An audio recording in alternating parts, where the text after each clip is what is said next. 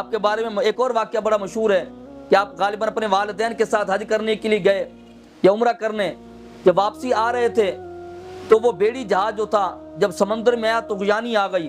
سارے جہاز کے اندر شور شرابہ شروع ہو گیا، لوگ دائیں بائیں بھاگنے لگے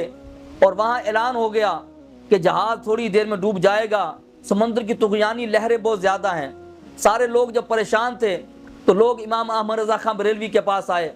آ کر کہنے لگے کہ آپ نیک بندے اللہ کے لگتے ہیں، آپ بزرگ لگتے ہیں، اللہ سے دعا فرما دیجئے اللہ تعالیٰ اس کو طغیانی کو روک دے۔ آپ نے فرمایا سارے لوگ تسلی کے ساتھ بیٹھ جاؤ، انشاءاللہ یہ بیڑا نہیں ڈوبے گا، اس کو سمندر کی طغیانی غرق نہیں کر سکتی۔ اب آپ نے یہ بات کی اور اپنی مسند پر بیٹھ گئے اور تسبیح لے کر آپ درود پاک کا وظیفہ کرنے لگے۔ لوگوں نے جب دیکھا کہ سمندر ڈوبنے والا ہے، سمندر کے اندر بیڑا ڈوبنے والا ہے، جہاز ڈوبنے والا ہے، اور یہ بیٹھ کر یہاں پر جو نا باتیں کر رہے ہیں، اب ظاہر سی باتیں لوگ ہیں، ایک دم جب اس طرح کی بات ہو، ماحول ہو تو لوگ گفتگو کرنا شروع کر دیتے ہیں۔ لوگوں نے باتیں کرنا شروع کر دی۔ تھوڑا ہی وقت گزرا، اعلان ہوا کہ طغیانی ختم ہو گئی ہے، سیلاب ختم ہو گیا ہے، خطرہ ٹل گیا ہے، اللہ تعالیٰ نے جہاز کو بچا لیا ہے۔ کہ وہی لوگ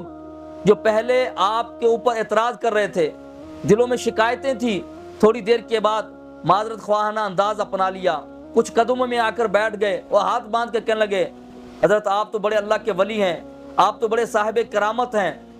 تو آپ نے جو جملہ کہا یہ جملہ سننے سے تعلق رکھتا ہے۔ آپ خوش نہیں ہوئے کہ لوگ میری تعریف کر رہے ہیں، آپ خوش نہیں ہوئے کہ لوگ میری واہ واہ کر رہے ہیں، مجھے صاحب کرامت کہہ رہے ہیں۔ آپ نے فرمایا یہ میری کوئی کرامت نہیں ہے، میں نے اپنے نبی کریم صلی اللہ علیہ وسلم سے یہ بات سنی ہے، حضور کی حدیث پاک ہے کہ جو بندہ جہاز پر بیٹھتے وقت یہ دعا پڑھ لے، نہ وہ بندہ ضائع ہوتا ہے نہ وہ جہاز ضائع ہوتا ہے۔ میں نے وہ دعا پڑھ لی تھی، مجھے پتا ہے کہ ساری دنیا کی باتیں غلط ہو سکتی ہیں مگر محمد مصطفیٰ صلی اللہ علیہ وسلم کا جملہ اور میرے نبی کا فرمان کبھی غلط نہیں ہو سکتا۔ یعنی یہ آپ کا اللہ پر یقین تھا۔ آج تو لوگ اگر کوئی کرامت دکھا دیں اور پتہ چل جائے اس طرح کی بات ہو جائے تو آپ نے لوگوں کے اللہ کے قریب کیا، نبی کریم صلی اللہ علیہ وسلم کی غلامی کے قریب کیا، غلام رسول بنایا، آپ نے غلام پیر نہیں بنایا۔ آج تو لوگ پیروں کی باتیں سنا کر،